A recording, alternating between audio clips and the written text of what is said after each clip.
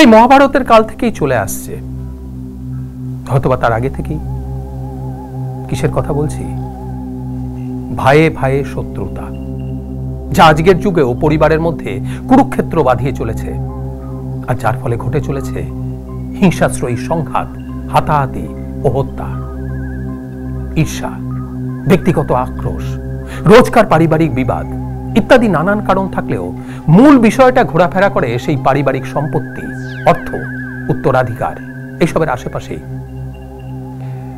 অপরাধের পরিসংখ্যান বলছে পারিবারিক বিবাদ, ভাইয়ে ভাইয়ে সংঘাত এসবের কারণেই দেশে প্রতি বছর শতাধিক খুনের ঘটনা ঘটে, আর মারামারি ও জখমের ঘটনা তো অসংখ্য। এই হিংসায় সবচেয়ে বেশি ক্ষতিগ্রস্ত হয় স্নেহের সম্পর্কগুলো। কিন্তু এটা আটকানোর কি কোনো পন্থা আছে? সত্যি কথা বলতে কোনো সহজ সরল নিদান নেই। যুক্তি দিয়ে বিবেচনা, সততা আর পারস্পরিক বোঝাপড়া ছাড়া আর কি হতে পারে? আপনি ভেবে দেখবেন।